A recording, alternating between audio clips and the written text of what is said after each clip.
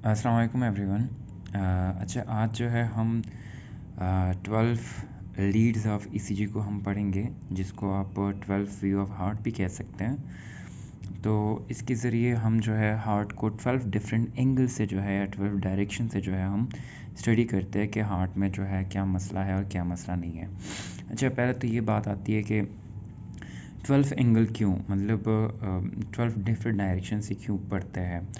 तो इसमें ये होता है कि लेट्स सपोज़ एक एंगल में मसला है तो दूसरे एंगल से वो दिखाई नहीं देता। जैसे यहाँ पे एक बुक में एग्जांपल दी है। यहाँ पे देखिए, यहाँ पे ये जो बंदी है ये बैक ऑफ द एलिफेंट को देख रही है, लेकिन ये डायग्नोस नहीं कर पा रही, मतलब कंक्लूजन पे नहीं आ पा रही कि ये क्या चीज़ है। सेम टू सेम ये बंदा जो है फ्रंट से देख रहा है, लेकिन ये सही से कंक्लूजन में नहीं जा पा रहा कि ये क्या चीज़ है। सेम टू सेम ये एक बंदा जो है फ्रंट लेटरल साइड से इसको देख रहा है, लेकिन सिर्फ इसके पाँव इसके दिखाई दे रहे हैं, लेकिन पूरा हाथी इसको दिखाई नहीं दे रहा। तो अगर ये तीनों चीज़ें जो है अगर आप कंबाइन कर ले तो इससे जो है एक बंदा कंक्लूजन में जा सकता है कि हाँ, ये पिक्चर जो है या ये चीज़ जो है ये एलिफेंट है। ठीक है। तो इसी तरह हम अगर हार्ट को जो है डिफरेंट डायरेक्शन से देखेंगे तो हमें जो है इसकी प्रॉब्लम्स और इसके जो डिजीज़ है तो उसको फाइनल कंक्लूजन की तरफ हम जा सकते हैं। ठीक है। अच्छा, 12 लीड ईसीजी में या 12 डिफरेंट डायरेक्शन में हमारे पास लीड्स आते हैं कुछ, जिसमें हमारे पास 6 लेम्ब लीड आते हैं और 6 चेस्ट लीड आते हैं। ठीक है।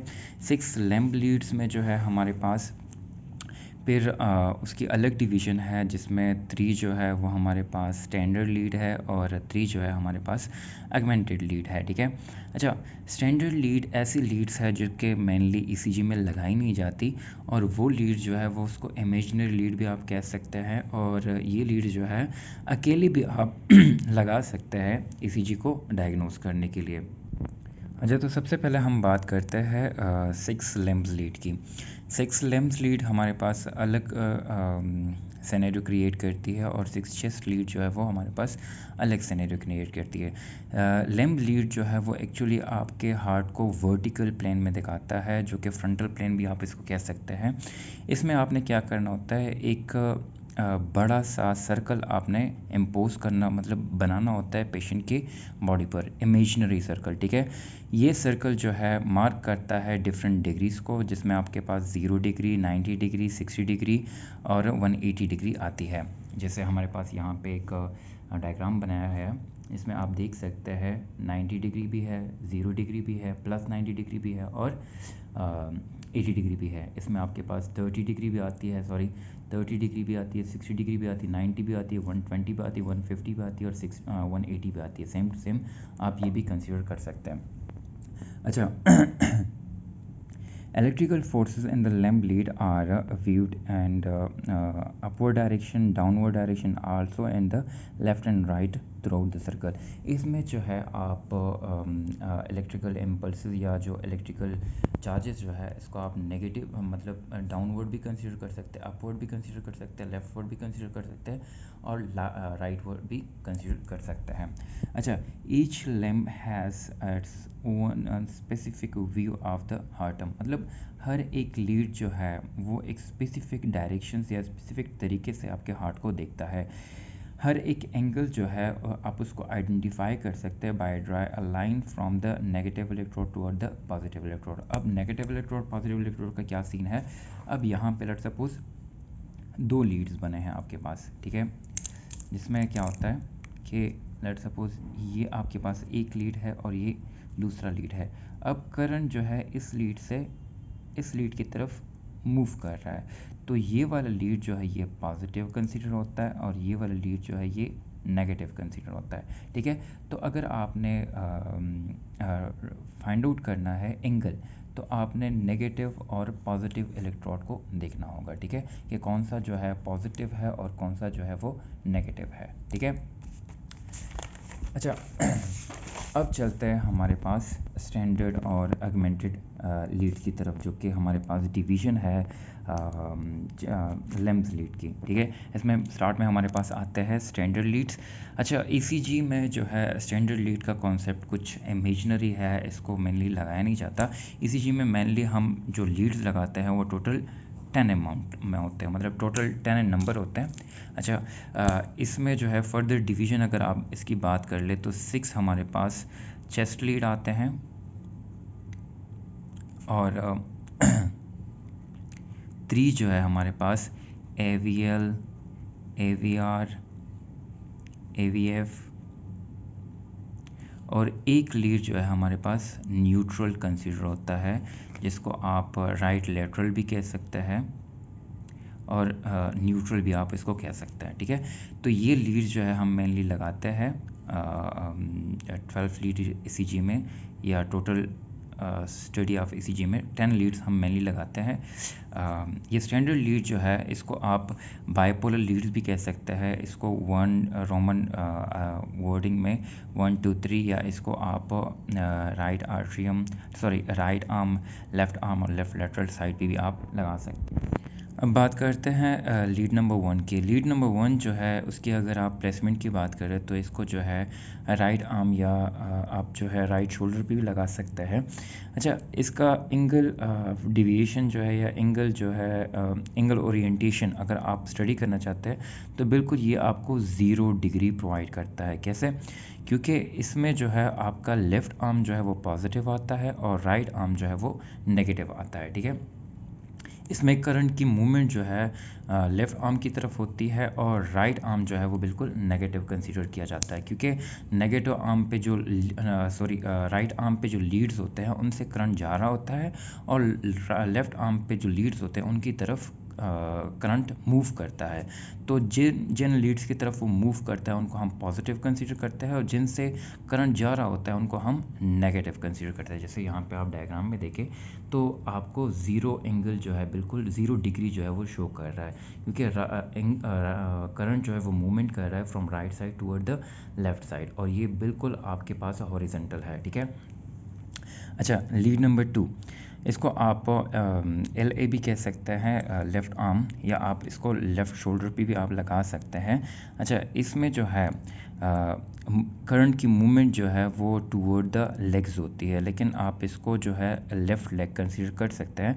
इसमें आपका राइट आर्म जो है वो नेगेटिव होता है, और एंगल जो है यहाँ पे आपके पास 60 डिग्री होती है। यहाँ पे देखिए आप, करंट जो है वो मूवमेंट कर रही है आपके लेफ़्ट लेग की तरफ, जिसमें आपका राइट आर्म जो है या राइट शोल्डर जो है, ये वाली एरिया जो है ये नेगेटिव कंसीडर होती है, क्योंकि करंट जो है इस डायरेक्शन में जा रहा है, और इस डायरेक्शन में जाते हुए आपके लेफ़्ट लेग की तरफ जाता है, जो कि 60 डिग्री बनाता है मेनली। अच्छा, इसके बाद हमारे पास आती है लीड नंबर 3। लीड नंबर 3 को आप लेफ़्ट लेटरल लीड भी आप कह सकते हैं, जो कि मिड एक्सिलरी लाइन पे आप लगाते हैं। अच्छा, इसमें जो है आपकी लेग्स, जिसमें आपका राइट और लेफ़्ट लेग दोनों आते हैं, वो पॉजिटिव कंसीडर होते हैं। आपका लेफ़्ट हैंड जो है वो नेगेटिव कंसीडर होता है। इसमें एंगल ऑफ ओरिएंटेशन जो है वो 120 रहती है। जैसे आप यहाँ पे देख लें, आपका लेफ़्ट हैंड जो है वो बिल्कुल नेगेटिव है। इसमें आपके दोनों फुट जो है वो कंसीडर होते हैं, राइट और लेफ़्ट, और इसकी एंगल जो है आपके पास कितनी आती है, 120 डिग्री, ठीक है। अच्छा, इसके बाद हमारे पास जो दूसरे लीड्स आते हैं, मतलब 3 लीड्स तो ये स्टैंडर्ड हुए। अब इसके बाद हमारे पास 3 एगमेंटेड लीड्स आते हैं। 3 एगमेंटेड लीड्स को आप यूनिपोलर लीड्स भी कह सकते हैं। Single lead will be positive and the other lead will be consider as negative.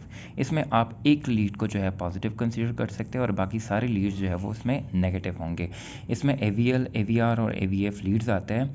AVL जो है वो हमारे पास लेफ़्ट आर्म पॉजिटिव इसमें होता है and other limbs are negative, और इसकी एंगल ऑफ ओरिएंटेशन जो है वो -30 रहती है, ठीक है।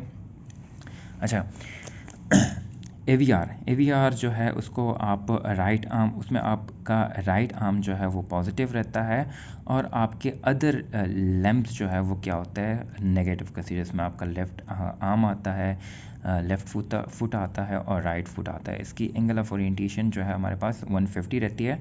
AVF जो है इसमें आपके दोनों लेग्स जो है वो पॉजिटिव कंसीडर होते हैं और अपर लिम्स जो है वो नेगेटिव कंसीडर होते हैं, और उसका एंगल ऑफ ओरिएंटेशन जो है वो हमारे पास 90 रहता है।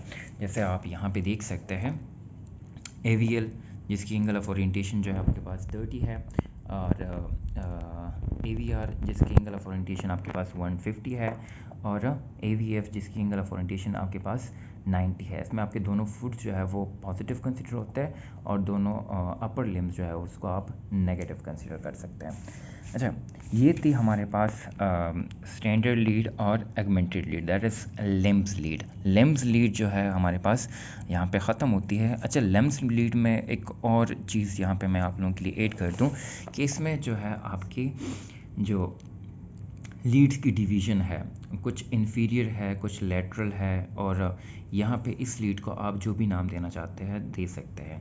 इन्फीरियर लीड जो है इसमें हमारे पास लीड 2, लीड 3 और AVF आता है, जो कि नीचे की तरफ आप लगा सकते हैं। लेटरल लीड्स में आपका लीड 1 और लीड AVL आता है, और आपका राइट साइड पे या राइट लेटरल लीड्स आप इसको आप कह सकते हैं, जिसमें आपके पास AVR आता है। अच्छा, ये एंगल वाइज भी आप इसकी डिस्ट्रीब्यूशन अगर एंगल ये बनाता है, इस वाइज आप इसको क्या करते हैं, inferior lead left lateral lead और राइट लेटरल लीड में कन्वर्ट करते हैं। मतलब आपकी एंगल ऑफ ओरिएंटेशन के बेस पे आप इसको क्या करते हैं, डिवाइड करते हैं इन्फीरियर लीड्स में, लेफ्ट लेटरल लीड में और राइट लेटरल लीड्स में। अच्छा, इसके बाद जो है आपके जो 6 अदर लीड्स हैं, that's known as 6 pericardial leads. 6 pericardial leads को आप जो है चेस्ट लीड भी कह सकते हैं, अरेंज एंड हॉरिजेंटल प्लेन। इसको आप हॉरिजेंटल प्लेन में जो है क्या करते हैं, अरेंज करते हैं।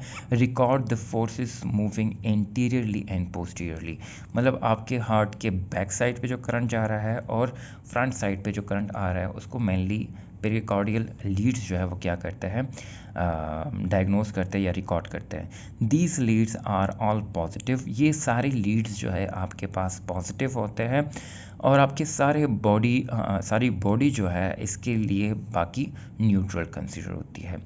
They are from V1 to V6, ठीक है। इसकी कैलकुलेशन वाइज अगर आप बात कर ले तो इसमें V1 से लेकर V2, V3, V4, V5 और V6 तक इसकी कैलकुलेशन है। अच्छा, प्लेसमेंट वाइज अगर आप इसकी बात कर ले तो V1, V2, V3, V4, V5, V6 इसकी डिफरेंट लोकेशन वाइज आप इसको प्लेस करते हैं। V1 जो है आप इसको राइट इंटरकोस्टल स्पेस पे जो है राइट साइड के 4 इंटरकोस्टल स्पेस पे जो है आप इसको क्या करते हैं, प्लेस करते हैं। स्टर्नम के बिल्कुल राइट साइड पे 4th इंटरकोस्टल स्पेस पे आप V1 को प्लेस करते हैं। V2 बिल्कुल अपोजिट डायरेक्शन में, मतलब लेफ्ट ऑफ द स्टर्नम पे 4th इंटरकोस्टल स्पेस, मतलब स्पेस वही रहेगी, लेकिन ये जो है राइट साइड पे लगती है और ये जो है लेफ्ट साइड पे लगती है। अच्छा, V3 को प्लेस करने के लिए आपको पहले V4 को प्लेस करना होगा। V4 जो है आप 5th इंटरकोस्टल स्पेस में जो है लगाएंगे, लेकिन मिड एक्सिलरी लाइन, ठीक है, मिड क्लेविकुलर लाइन, आपने क्लेविकल को बिल्कुल मिड सेक्शन में डिवाइड करना होगा। मिड सेक्शन के 5th इंटरकोस्टल स्पेस पे जब आ जाते हैं, यहाँ पे आपने क्या करना है, V4 को जो है प्लेस करना है। जैसे आप ये प्लेस कर लेते हैं तो आपका V2 लेट सपोज यहाँ पे लगा है और V4 यहाँ पे लगा है, तो इनके दरमियान जो है आपने क्या करना होगा, V3 को प्लेस करना होगा, ठीक है। तो इस तरह आप जो है V3 को प्लेस करते हैं V4 के बाद। अच्छा, नेक्स्ट जो हमारे पास आता है वो आता है V5। अच्छा, V5 को लगाने से पहले आपने क्या करना होगा, V6 को लगाना होगा। अब V6 की प्लेसमेंट का तरीका कैसे है, आपने क्या करना होगा, intercostal space 5th intercostal space के मिड एक्सिलरी लाइन पे आपने जाना होगा। मतलब आपने एक्सिला को 3 हिस्सों में डिवाइड कर दिया। ये क्या है आपका पोस्टीरियर साइड, ये क्या है इंटीरियर साइड, ये क्या है मिड सेक्शन। मिड सेक्शन पे आपने क्या किया, V6 को प्लेस कर दिया, और यहाँ पे आपका क्या है, लेट सपोज V4 लगाएं। इन दोनों के बीच में जो कि आप इंटीरियर एक्सिलरी लाइन भी आप इसको कह सकते हैं, 5th इंटरकोस्टल स्पेस के इंटीरियर एक्सिलरी लाइन पे आप जो है V5 को प्लेस कर सकते हैं, ठीक है। तो इसी तरह आपने क्या करना होगा, अपने V1, V2, V3, V4, V5, V6 की प्लेसमेंट करनी होगी। अच्छा अब ये दिखाते क्या है, सॉरी कहाँ पे मेनली लोकेट करता है हार्ट के, मतलब आपके सारे लीड्स जो है ये बिल्कुल आपके हार्ट के ऊपर जो है वो प्रेजेंट होता है। आपका V1 और V2 जो है वो लाई करता है over the right ventricle, V3 और V4 जो है वो प्रेजेंट होता है over the intra ventricular septum, और V5 और V6 जो है वो over the left ventricle. Left ventricle के सेक्शन को ये मेनली डायग्नोस करता है, आपके सेप्टम को ये डायग्नोस करता है, और राइट वेंट्रिकल को मेनली ये चीज़ या ये लीड्स जो है वो क्या करता है, डायग्नोस करता है। तो ये ओवरऑल स्टडी थी आपके लीड्स के बारे में, कि लीड्स जो है इसके ज़रिए आप जो है अपने पूरे हार्ट को जो है वो स्टडी करते हैं, और हार्ट के डिफरेंट डायरेक्शंस को स्टडी करते हैं, हार्ट को डिफरेंट डायरेक्शन से स्टडी करते हैं, जिसमें आपको कहीं पे भी आपके हार्ट में कहीं पे भी मसला हो तो एक ना एक लीड जो है वो उसको डायग्नोस कर लेता है, और आप उसके डायग्नोसिस और प्रोग्नोसिस के थ्रू फिर क्या करते हैं, ट्रीटमेंट करते हैं। ठीक है स्टूडेंट्स, ये थी हमारे आज की लेक्चर। इस लेक्चर में कहीं पे भी अगर आप लोगों को समझ ना आई हो, किसी भी पॉइंट की समझ नहीं आ रही, तो कमेंट सेक्शन में मुझसे पूछ लीजिएगा। Thank you.